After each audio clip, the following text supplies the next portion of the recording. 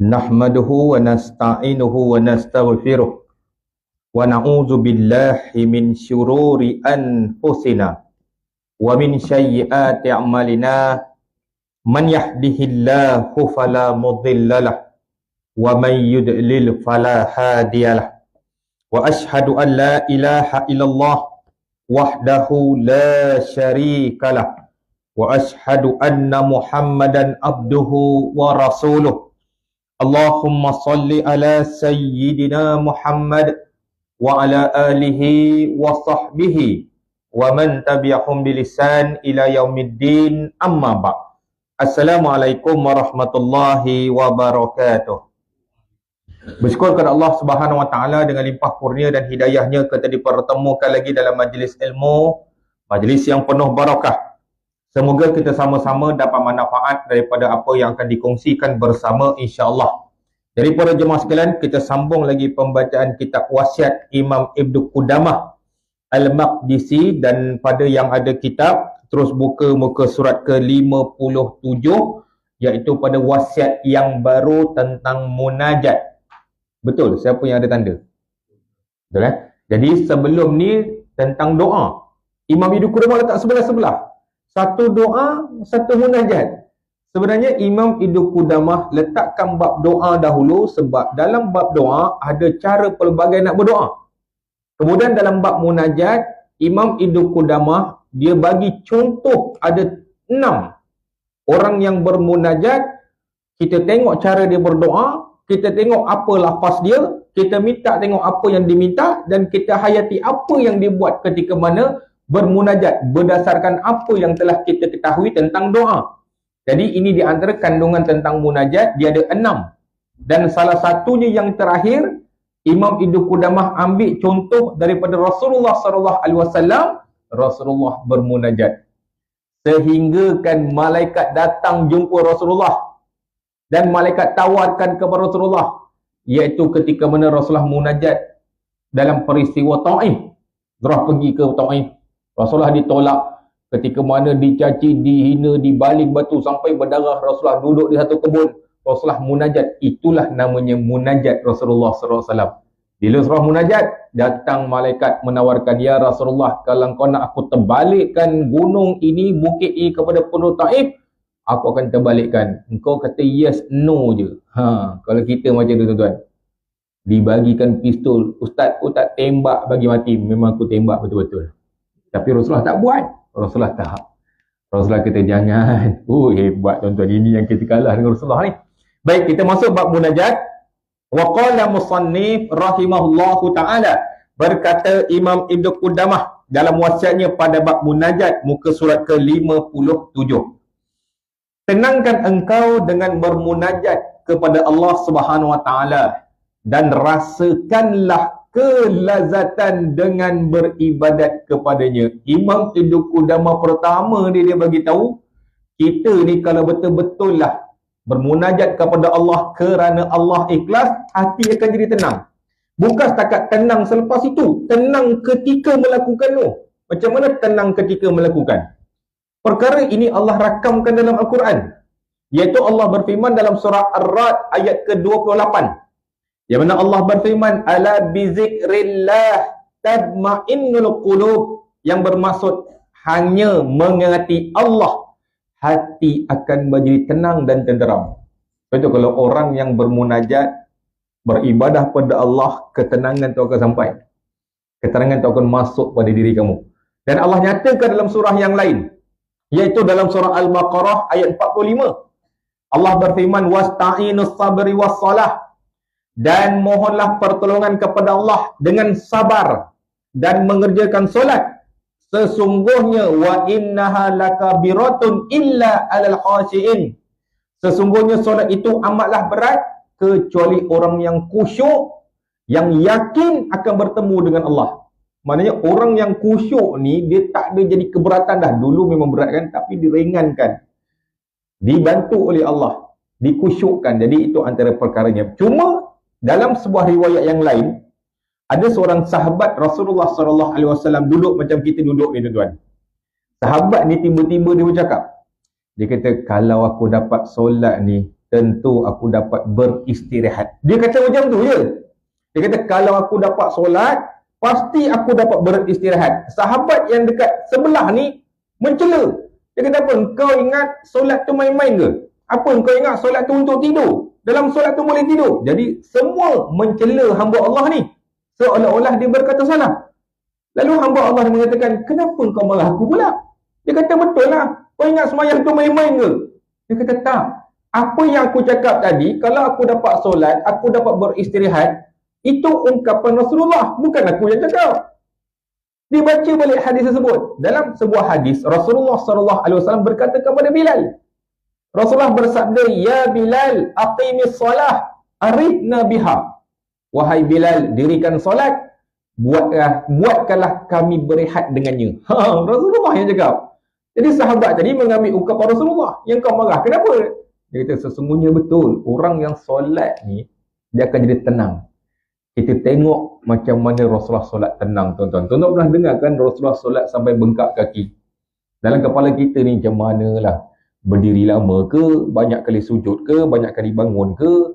Macam mana bentuk Rasulullah sehingga kan boleh bengkaknya kaki Rasulullah SAW. Dalam kitab Syama'il ada 2 hadis yang menceritakan bagaimana Rasulullah solat. Pertama, ada seorang sahabat bernama Huzaifah Al-Yamani. Huzaifah Al-Yamani menceritakan, pada satu malam aku dapat solat bersama Rasulullah SAW. Cerita mula tu macam gembira sangat. Gembira sebab dapat solat dengan Rasulullah. Lalu diceritakan, ketika malam itu aku dapat memulakan solat bersama-sama dengan Rasulullah. Dan ketika mana Rasulullah memulakan solat, Rasulullah angkat takbir, Allahu Akbar. Kemudian Rasulullah membacakan, Allahu Akbar zul malakuti wal jabarut wal kibrai wal izamah. Ya Allah, ya Tuhanku, Allah yang maha besar, yang memiliki kerajaan, kebesaran diri dan kemegahan dan keagungan. Itu namanya doa iftitah. Lain kan dia kita baca? Doa iftitah ni ada 12. Yang kita baca tu salah satu daripada 12. Dalam hadis ni yang kedua daripada 12. Ada 12 doa iftitah ni. Ini salah satu yang Rasulullah baca. Allahu Akbar zul malakuti wal jabarut wal kibriyai wal azamah. Selepas Rasulullah baca doa iftitah, Rasulullah baca Al-Fatihah. Samalah macam kita. Kemudian Huzaifah mengatakan, Rasulullah mula membaca surah dengan Al-Baqarah. Sudah. Awal-awal seronok kan dapat semayang belakang Rasulullah. Rakaat pertama Rasulullah baca surah Al-Baqarah. Ini biasa kita dengar. Itu memang biasa Rasulullah baca. Cuma yang mungkin jarang kita dengar apa dia? Huzaifah menceritakan apabila habis surah Al-Baqarah, Rasulullah rukuk. Ketika mana Rasulullah rukuk, Rasulullah bacakan Subhana Rabbiyal Azim. Subhana Rabbiyal Azim. Dan lama dan panjangnya rukuk Rasulullah sama panjang macam mana Rasulullah berdiri tadi. Tuan-tuan bayang. Surah Al-Baqarah ni saya ambil dalam YouTube, ambil bacaan yang paling panjang, yang paling cepat, iaitu Imam As-Sudais. Dia boleh habiskan bacaan Al-Baqarah tu 1 jam 30 minit. Kalau kita solat maghrib tadi, Tok Imam baca surah Al-Baqarah, mufarakah semua. Tinggal Tok Imam seorang-seorang kat depan. Semua duduk dekat luar sembahyang seorang-seorang. Mufarakah kita. Ini Tok Imam naik syekh ni, tiba-tiba bantai Al-Baqarah.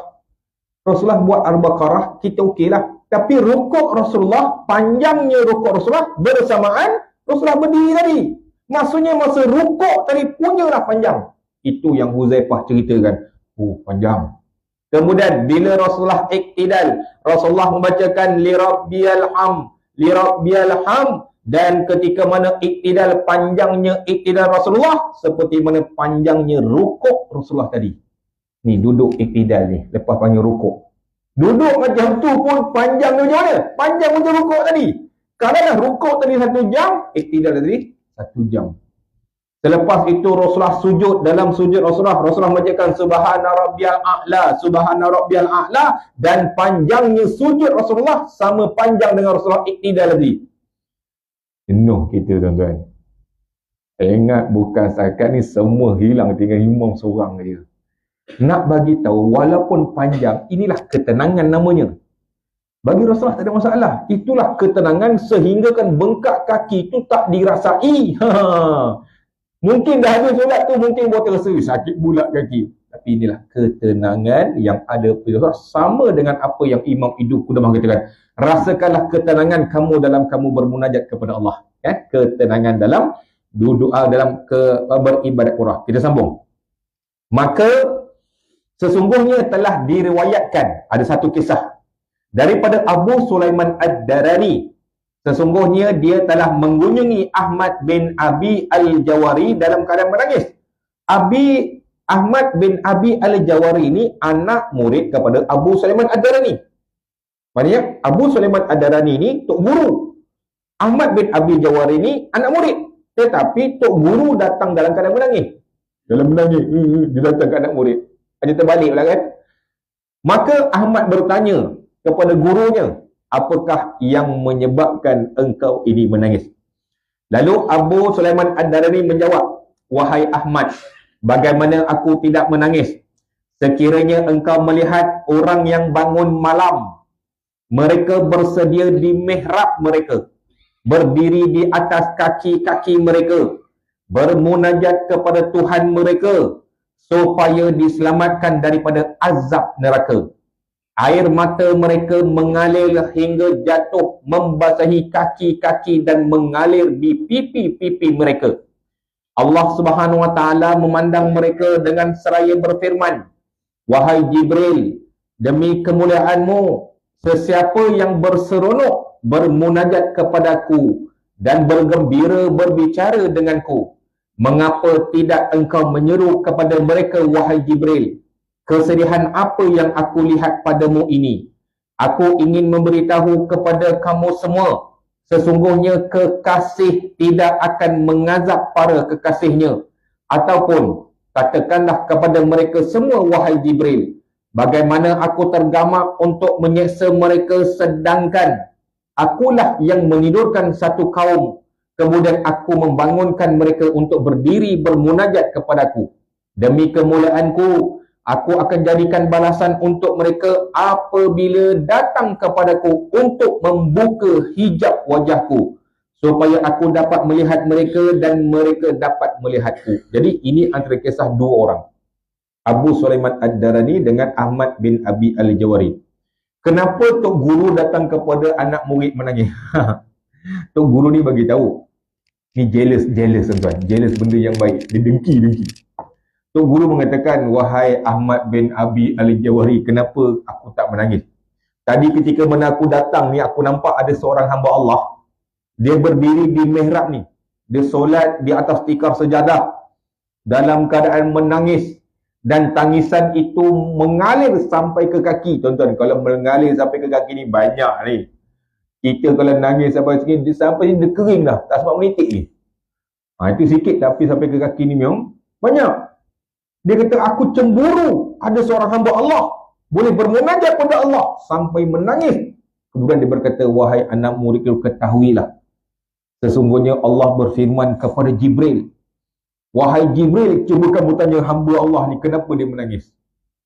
Dan katakan kepadanya, wahai Jibril, kalau kamu tetap berseronok kepadaku, beramal, beribadah kepadaku, engkau akan menjadi kekasihku, dan kekasih tidak akan mengazab para kekasihnya. Jadi Abu Sulaiman Ad-Darani nak bagi satu pengajaran kepada anak muridnya, apa yang dia nampak. Cuma dalam peristiwa ni apa pengajaran dia, tuan-tuan? Ini antara perkara yang baik. Pertama, Rasulullah SAW menceritakan bagaimana kalau Allah mencintai kita. Di antaranya Rasulullah SAW bersabda, man adali waliya faqad azantuhu bil haqq. Yang bermaksud, sesiapa yang memusuhi kekasihku, aku akan isytihar perang kepadanya. Hadis tu panjang sebenarnya, tapi ada orang dia ambil pendek tu je. Kenapa dia ambil pendek tu?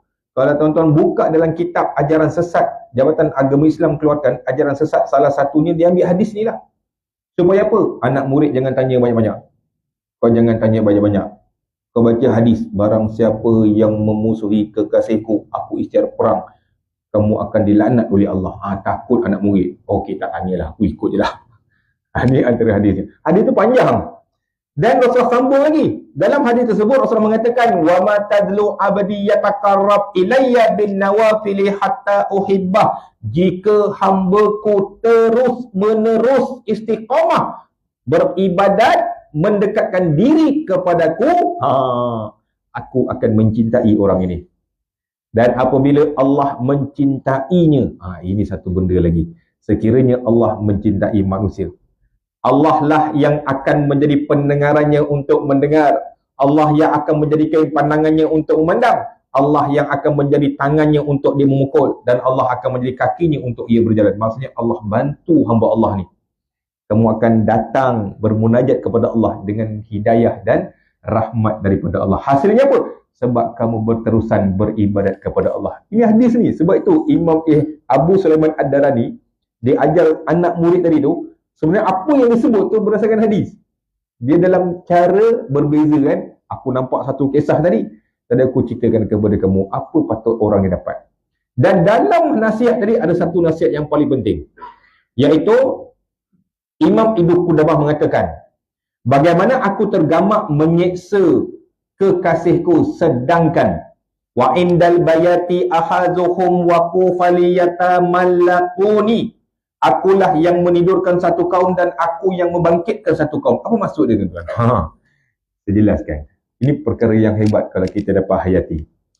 Kita ni kalau bulan puasa dekat surau ni, saya yakin pengurusi ke AJK akan bagi tu jemaah, wahai jemaah, kita nak masuk 10 malam terakhir dah ni. 10 malam terakhir kita kekal istiqamah, kita qiyam mulai tiap malam. Jadi jemaah yang malam tu tarawih tu yang dengar ni, semua akan memasang hajat. Kita tengok kawan kita, ni besok kita turun boleh? Turun, okey, cantik. Dalam 100 orang yang berhajat yang sama, tetapi esok suku je yang turun. Padahal malam tadi iktikad kita ramai-ramai masang hajat. Sebab apa? Inilah maksudnya. Allah yang menidurkan satu kaum dan Allah membangkitkan satu kaum. Allah tidurkan kamu semua. Dan semua pun ada berhajat. Satu dah pasang niat, siap pasang jam lagi, siap bagi tahu bini lagi, nanti dah sampai pukul 4, 7 dah, kita nak pergi masjid ni, nak pergi sembahyang. Semua buat benda yang sama, tapi Allah hanya membenarkan segelintir sahaja yang datang.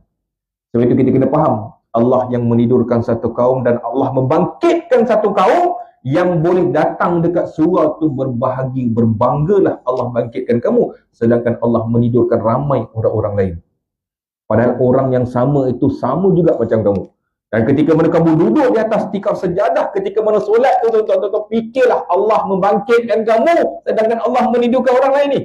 Allah bangkitkan kamu, Allah masukkan kamu dalam golongan yang telah bermunajat. Allah masukkan kamu dalam boleh duduk berdiri bersama-sama mereka. Allah bangkitkan kamu, kamu boleh datang sampai habis. Silap-silap menangis kita ni sebab kita risau Allah pilih kita ni. Sedangkan ramai jemaah yang tak boleh hadir malam tu. Allah menidurkan satu kaum, Allah membangkitkan satu kaum. Kalau kita masa tu tuan-tuan rasa hebat, kita boleh rasa sebab kita pilihan Allah malam tu. Kita pilihan Allah. Nabi kalau dapat bangun bangkit, itu rezeki kita lah. Sebab itu kadang-kadang kalau kita nak bangkit subuh ni tuan-tuan, tuan-tuan pasanglah alam honluri sekalipun. Kalau Allah tak lagi bangkit, tak akan bangkit. Tak akan bangkit. Itu antara perkara yang kita kena ingat. Sebab itu kita dimatikan sementara. Itu di antaranya. Baik. Habis tentang kisah tadi. Cuma saya tambah sikit tentang Abu Sulaiman Ad-Darani. Kisah yang kedua yang terdapat dalam kitab ni, Ahmad bin Abi Al-Jawari, anak murid Abu Sulaiman Ad-Darani pula, yang kisah yang kedua, dia pula datang kepada tok guru dia. Dia kata, wahai tok guruku, malam tadi aku bermunajat kepada Allah, aku rasakan sungguh khusyuk. Aku tenang, tak ada orang kacau. Aku baca pun baca yang cantik. Dan aku seronok bermunajat kepada Allah ketika itu. Apa Abu Sulaiman Ad-Darani kata? Lepas dia dengar Ahmad kata begitu, dia kata, kau ni tak betul ni. Dia kata, apa tak betul pula? Aku ceritakan pengalaman aku. Malam tadi aku semayang memang khusyuk. Tak pernah khusyuk macam tu. Punyalah tenang. Tak pernah aku tenang macam tu. Dia kata, kalau macam tu kau tak betul. Dia kata, kenapa tak betul ya Tuan Guru? Engkau tak betul bermunajat kepada Allah. Sebab kenapa kamu membezakan amal ibadat kamu ketika bersendirian dengan mana ketika ramai? Apakah kamu tak boleh tenang khusyuk ketika solat berjemaah? Apakah kamu tak boleh sehebat seperti mana malam tadi ketika kamu solat jemaah? Kalau kamu tak boleh, kamu telah membezakan solat kita dengan Allah. Padahal benda yang sama kan? Allah yang kita sembah benda yang sama. Yang kita sembah perbuatan, bacaan semuanya sama. Tetapi kenapa ada beza pada saat begitu? Bagi Abu Sulaiman Ad-Dari mengatakan, kamu tak betul. Sebab kamu membezakan solat kamu. Jadi bila kita baca, betul juga. Sebab ni namanya ikhlas. Keikhlasan kamu berbeza-beza mengikut situasi. Tak betul sebenarnya. Kalau kita fikir balik memang tak betul. Patut ikhlas tu kena sama. Tak kira lah kamu bersendirian ke, kamu ramai ke, kamu sedang sibuk macam mana pun, ikhlas tetap kena sama. Yang kedua, Abu Sulaiman Ad-Darani ceritakan ketika satu malam dia bermunajat. Lepas munajat pada Allah, dia berdoa. Tapi sebelum berdoa tu, malam tu sejuk. Bila sejuk, dia ambil ni selimut. Gebor. Selimut. Bila selimut, satu tangan pegang selimut, satu tangan menadah doa. Jadi selepas dia baca doa habis, dia tidur. Dalam tidur dia bermimpi.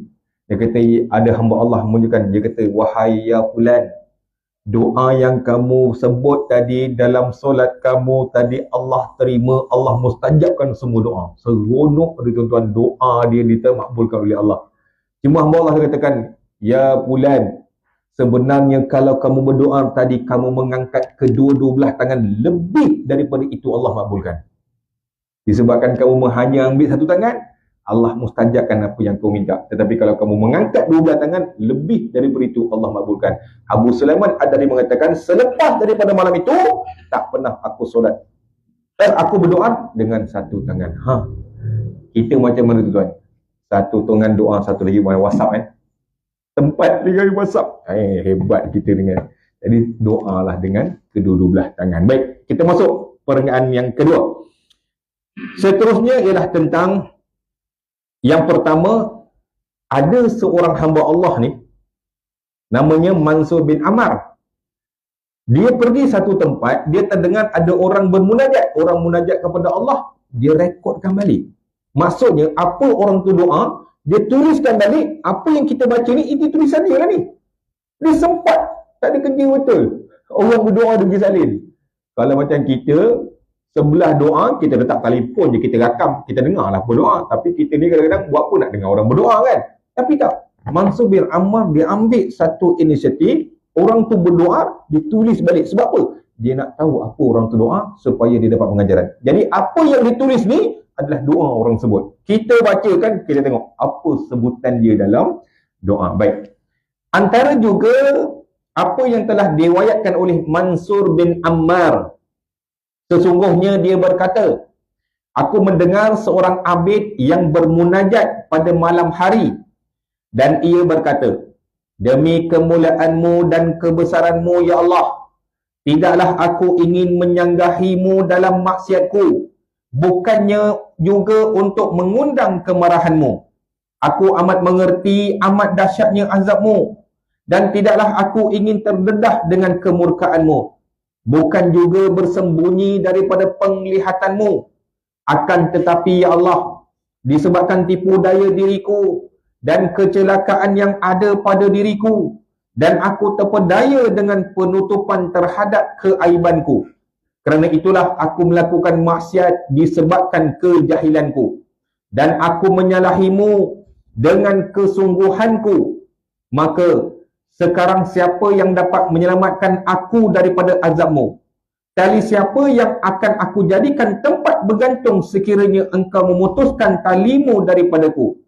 Aduhai malangnya, berdiri di hadapanmu pada hari esok, apabila dikatakan kepada orang yang ringan dosanya, melintaslah kamu semua, dan bagi orang yang berat dosanya, jatuhlah kamu semua. Adakah aku akan bersama dengan orang-orang yang terselamat ataupun orang yang binasa? Celakanya aku ya Allah, setiap hari yang berlalu makin bertambah dosaku. Celakanya aku ya Allah, semakin aku berusia makin banyak musibahku. Berapa kali lagi aku perlu bertaubat, dan berapa banyak kali lagi aku mengulanginya kembali. Wahai usia mudaku, wahai usia mudaku. Itu antara doa dia, tuan-tuan. Saya suka nanti kita baca ramai-ramai penutup nanti. Dia antaranya kalau kita hayati, bagus juga sebenarnya. Kalau dia tak rakamkan doa ni, kita pun tak tahu. Dan kita kadang-kadang tak ada contoh. Kita ni main hentam aja, apa ikut dan aja. Tapi kalau bila ada panduan, ada contoh, orang yang alim pula buat, inilah panduan kita. Jadi apa yang disebut dalam doa tadi? Hamba Allah ni, dia berdoa ketika mana munajat tengah malam. Si Ammar Mansur bin Ahmad tulis balik. Dalam pertama, dia memulakan doa munajat dia, pertama dia memuji Allah dan merendah diri. Sebab itu sama kan kita baca yang lepas. Rasulullah SAW ketika mana duduk dalam sebuah masjid, ada orang masuk solat. Ketika mana orang tu masuk solat, dia berdoa, Rasulullah tegur, ya fulan, doa kamu tak mustajab, solat balik. Dia pun solat balik.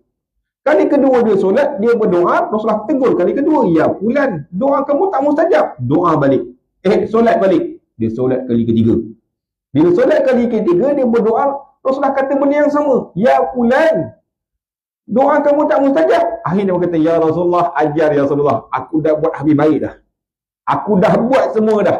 Aku tak tahu apa lagi yang tak kena. Rasulullah sebut, kamu gelojoh. Gelojoh ni apa? Kamu gopoh. Gopoh ni apa? Rasulullah bagi tu, kamu gopoh dalam berdoa. Sepatutnya doa kamu memulakan memuji nama Allah dan bersalawat ke atas Rasulullah SAW. Kamu berdoa, kamu tak memulakan dengan pujian kepada Allah. Kamu berdoa, kamu tak memulakan dengan selawat, Allah tak mustajabkan doa kamu. Sama. Jadi orang tadi Abid tu pertama dia muji Allah. Dia kata, ya Allah, demi kemuliaanmu dan kebesaranmu, ya Allah. Dia sebut dulu. Dia memuji Allah dalam doa dia. Jadi inilah panduan kita. Orang buat.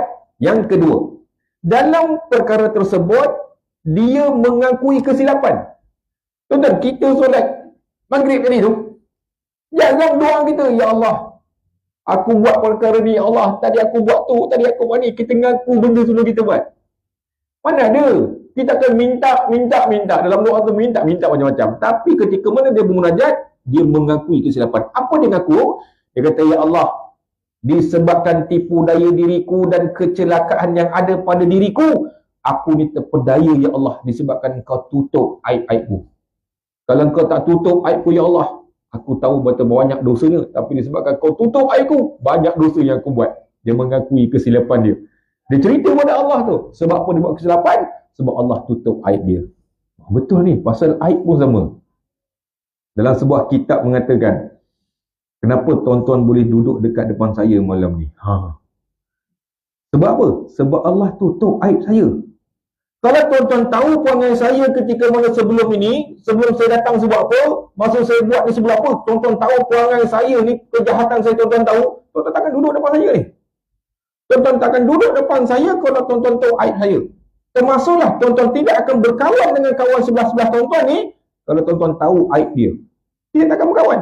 Tapi disebabkan Allah tutup semua aib orang, kita boleh berkawan, tuan-tuan boleh duduk depan saya ni. Sebab Allah tutup aib saya. Kalau Allah buka ni, malu, kita takkan duduk macam ni. Danlah Allah tutup, tapi kita buat pula kesilapan. Dosa kita buat, benda kita buat, hina orang, macam-macam kita buat. Sebab Allah tutup aib. Ini sama, dia mengaku, ya Allah, disebabkan kau tutup aib aku, ya Allah, banyak lagi perkara aku buat, dosa aku buat, semua aku buat, sebab kau tutup aibku. Dia mengaku kesilapan. Pengakuan tu di dalam ibadat, dalam munajat. Itu perkara yang kedua. Perkara yang ketiga, dia boleh tanya pula kepada Allah. Kita tak pernah buat lepas solat tadi. Bolehkah kita bertanya kepada Allah? Tapi dia bertanya. Apa soalan dia? Dia kata Allah, ya Allah, sekarang siapa yang dapat menyelamatkan aku daripada azabmu? Kalau kau putuskan tali yang kau sangkut ni, kepada siapa lagi aku nak bergantung? Kenapa dia bertanya kepada Allah? Sebenarnya bukan soalan, sebenarnya keyakinan kita ni. Kita nak datangkan pemahaman, nak datangkan apa yang kita nak fahamkan. Kita bertanya kepada Allah, bukan kita mengharapkan jawapan. Jadi persoalan ini, dia nak mendatangkan penghayatan kepadanya. Tapi soalan itu juga ada kaitan dengan ayat Quran. Dalam Quran Allah nyatakan, tak ada benda yang akan boleh tolong dah di hari akhirat kelak. Allah nyatakan perkara ini dalam surah Al-An'am ayat 51. Yang mana Allah berfirman, dan berikanlah peringatan kepada apa yang telah diwahyukan kepada orang-orang yang takut akan dihimpunkan kepada Tuhannya pada hari kiamat. Laisa lahum min dunihi waliyyun wala syafi'u la'allahum yattaqun. Sedangkan bagi mereka tidak ada pelindung dan pemberi syafaat selain daripada Allah di hari akhirat kelak.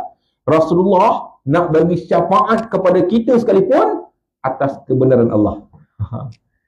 Atas kebenaran Allah. Jadi tak ada siapa kalau Allah putuskan tali, jahanam kita.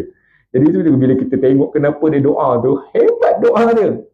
Kita boleh hayati apa doa dia. Itu di antaranya perkaranya. Kemudian yang keempat, barulah dia menyesal diri dia. Apa dia menyesal? Ya Allah, malunya aku ya Allah berdiri di hadapanmu di hari akhirat kelak. Bila engkau arahkan aku lalu titian sirat, adakah aku yang terjatuh ataupun adakah aku yang akan terselamat? Tentang apa? Titian sirat. Sama kita semua ni tuan. Kalau tuan-tuan kaki duduk dalam kuliah setiap malam pun belum pasti masuk syurga. Samalah saya sekalipun. Hari-hari duduk dekat depan ni belum pasti masuk syurga. Titian sirat tu tak tahu lepas ke tak lepas. Jadi dia bertanyakan, ya Allah, kalaulah aku yang lalu ya Allah, adakah aku yang akan jatuh ataupun aku yang akan selamat? Ini semua perkara penghayatan. Memang hebat, memang hebat. Itu dia antara. Cuma saya tambah lagi satu. Kalau tuan-tuan berdoa, mengakui kesilapan ni, macam tadi dia mengakui kesilapan kan, sebenarnya ini dibuat oleh Nabi Adam. Nabi Allah Adam AS, Allah rakamkan dalam Al-Quran, dia mengakui kesilapan yang dia buat di dalam syurga. Dia mengaku. Allah rakamkan perkara ini dalam surah Al-A'raf ayat 23. Yang mana Allah berfirman, mereka berdua, iaitu Adam dan Hawa, berdoa kepada Allah, Rabbana zalamna anfusana wa illam taghfir lana wa tarhamna lanakunanna minal khasirin. Wahai Tuhan kami menganiaya diri kami ya Allah. Sekiranya engkau tidak mengampunkan kami dan engkau tidak beri rahmat kepada kami, jadilah kami orang-orang yang merugi. Dengan aku kesilapannya. Apa yang telah dilakukan? Sama. Kalau para Nabi boleh buat, takkan kita tak boleh buat. Kita lebih teruk daripada para Nabi.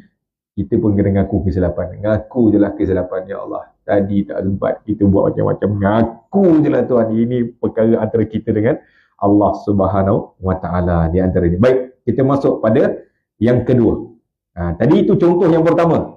Tentang siapa? Mansur bin Ammar. Dia cerita pasal apa? Ada seorang berdoa tengah malam. Dia doa itulah yang kita baca. Kita ambil doa yang kedua. Doa yang kedua ni pula dirakamkan di mana? Di Gunung Syam. Gunung Syam punya tinggi itu dia panjat. Bila dia panjat, dia dengar ada berdoa, dia pun salin balik. Macam mana salin? Wallahu a'lam. Tapi apa yang kita baca ni disalin oleh orang yang berdoa di bukit Gunung Syam. Kita bacakan.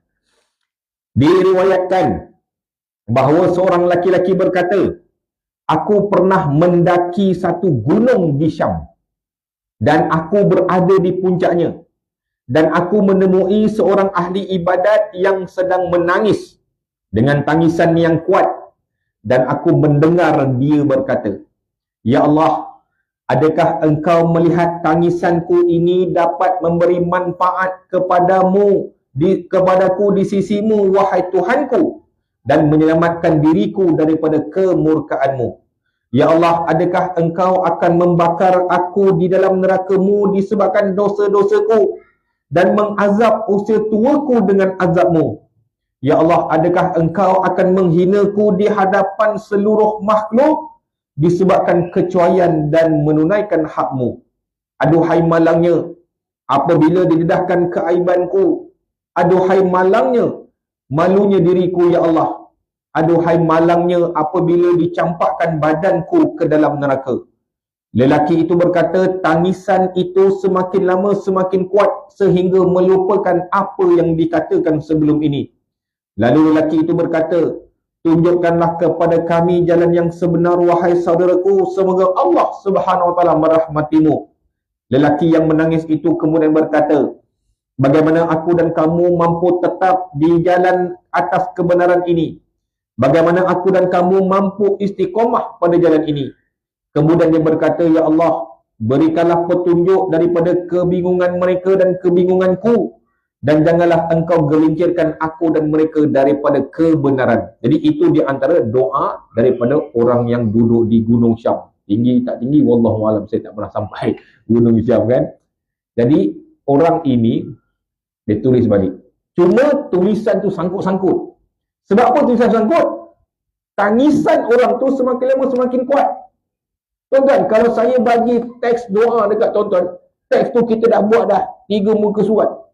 Bila tuan-tuan baca kadang menangis, ingat boleh baca? Tak boleh baca kita. Dengan tangis nak baca lagi, memang huru-hara jadi doa tu.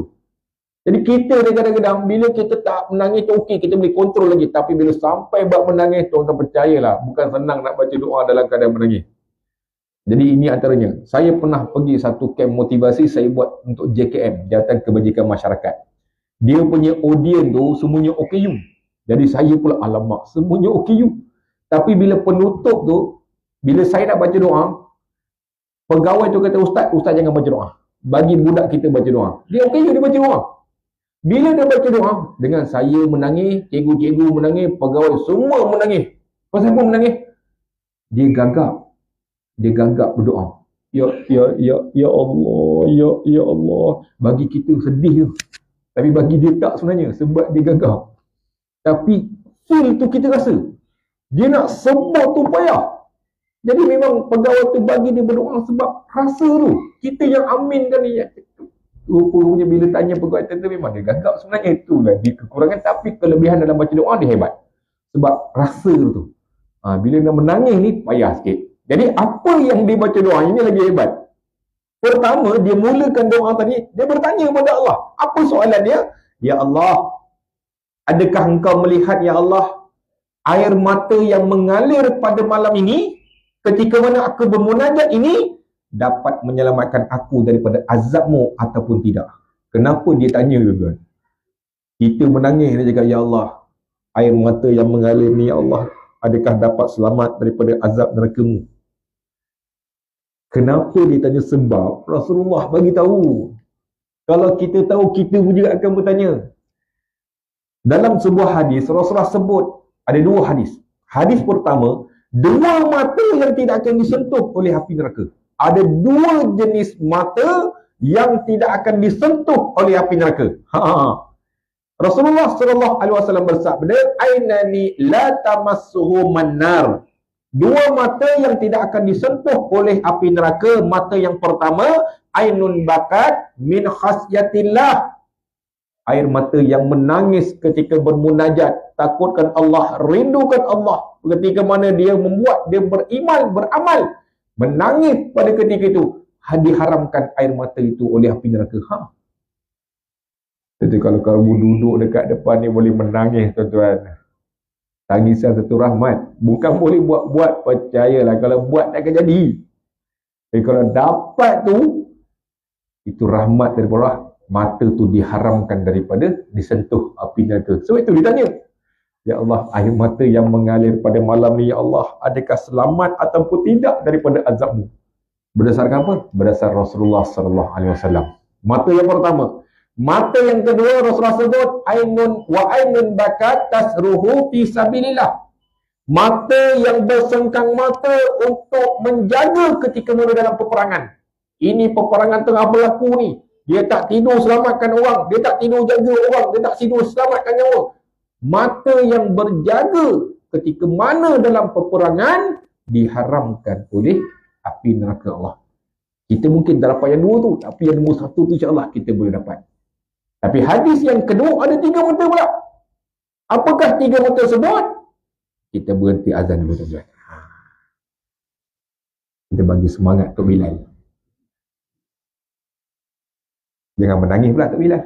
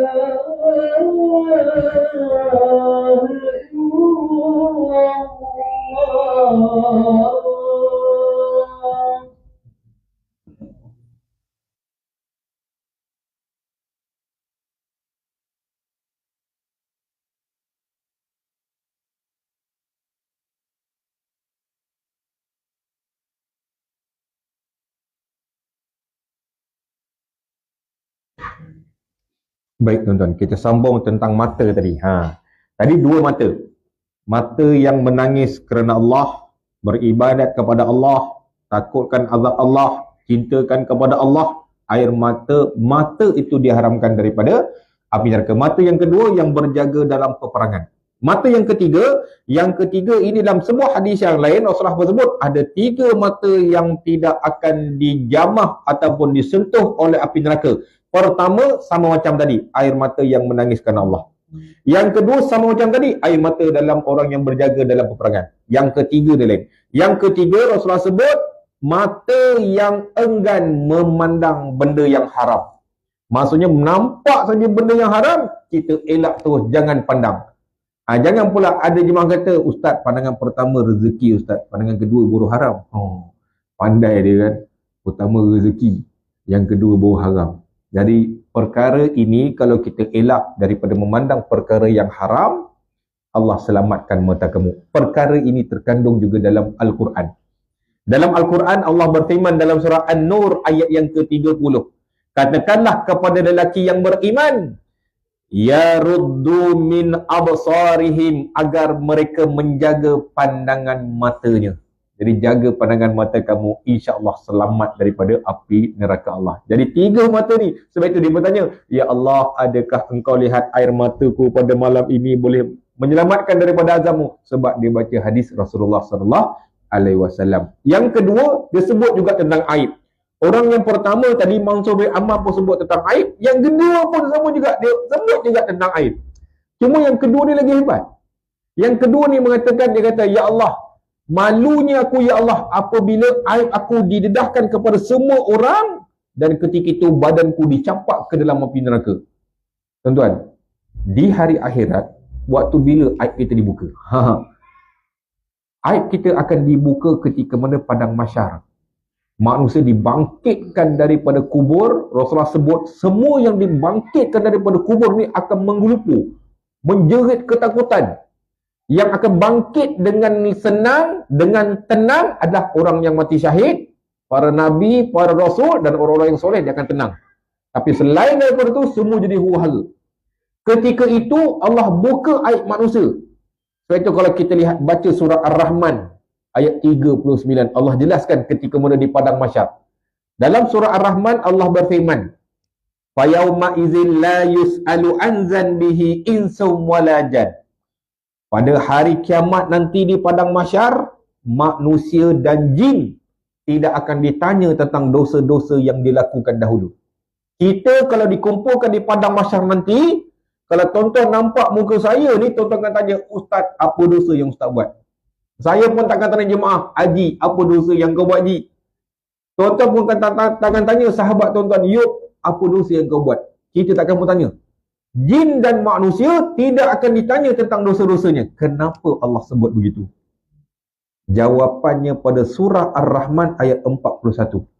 Allah berfirman, yu'raful mujrimuna bi simahum fayu'khazu bin nawasi wal aqdam. Mereka itu akan dikenali berdasarkan dosa-dosa mereka. Allah ubah kita. Kalau saya seorang penipu, saya seorang pembohong, Allah ubah saya sebagai ikut dosa saya. Tuan-tuan akan kenal saya berdasarkan dosa yang saya buat. Kalau tuan-tuan seorang pengumpat, seorang suka menghina orang, Allah tukar ikut dosa tuan-tuan, kita akan kenal orang itu berdasarkan dosa dia. Ketika itu Allah buka aib manusia, tak ada siapa pun yang boleh tutup. Kita dikenali berdasarkan dosa. Itulah aib yang terbesar, Allah buka aib manusia. Dan ketika itu kalau kita baca, semua manusia berlari cari tempat perlindungan nak menyeruk. Tak ada tempat nak menyeruk. Itulah aib yang terbesar. Mambih kita tuan-tuan. Duduk atas muka bumi kita boleh duduk sama-sama kan. Di hari akhirat kita akan duduk sama-sama dah. Malu nak tutup. Macam mana nak tutup? Tak boleh tutup. Allah letakkan dalam Quran, ingatlah kita. Kamu tidak akan bertanya tentang dosa-dosa yang orang lain lakukan. Tak payah tanya sebab kita dah tahu dah. Berdasarkan apa yang pada tubuhnya. Itulah aib yang takut kita buat tuan-tuan. Semoga kita diberikan selamatan. Dan yang ketiga, dia mohon bantuan pada Allah. Habis itu tentang doa yang kedua. Kita sambung pada doa yang ketiga. Cuma sebelum penutup, saya nak bacakan doa yang kedua tadi, Mansur bin Ammar. Mansur bin Ammar tadi doa dia panjang. Tapi disebut aku kan, saya tukar aku tu kepada kami. Jadi bila saya bacakan doa, tuan-tuan aminkan. Semoga di atas keberkatan majlis ilmu pada malam ini, Allah angkat doa tersebut dan kitalah yang bermunajat pada malam ini. Sebelum saya tutup, ada soalan tuan-tuan. Saya minggu ni banyak soalan. Saya pun terkejut lah. Mana-mana saja termasuk kuliah duha pun doa, apa soalan. Dulu soalan pasal GISB tak habis. Tapi minggu ni soalan pasal patah amin. Ke muka saya macam patah amin. Banyak sangat soalan. Jadi saya pun pelik kan. Kuliah duha tadi pun tanya. Saya kata wallahualam, saya tak ada kena-mengena, saya kata. Sekarang kita bagi jawapan lain kan. Jadi kalau jemaah ni tanya, lain dah bertajuk lah tu. Sudah, saya kata saya tak jawab lah soalan tu kan. Ada soalan? Tak ada. Jadi saya akan bacakan doa. Tuan-tuan aminkan sebagai penutup. Dan doa ini adalah doa Mansur bin Ammar. Cukup panjang. Tapi tuan-tuan hayati setiap kalimah yang akan disebut. Semoga Allah mengangkat doa kita. Yang baik itu datang daripada Allah. Kekurangan itu datang daripada saya sendiri. Saya minta ampun, saya minta maaf sekiranya tersalah bahasa. Wabila taufiq wal hidayah. Wassalamualaikum warahmatullahi wabarakatuh. Bismillahirrahmanirrahim. Alhamdulillahi rabbil alamin. Wassalatu wassalamu ala asyrafil anbiya'i wal mursalin wal alihi wassahbihi ajmain. Rabbana zalamna anfusana wa illam taghfir lana wa tarhamna lanakunanna minal khasirin. Ya Allah, ya Tuhan kami, demi kemuliaan-Mu ya Allah, kami tidak berniat untuk menyanggah-Mu dalam maksiat yang telah kami lakukan. Kami tidak berniat mengundang kemarahan-Mu ya Allah.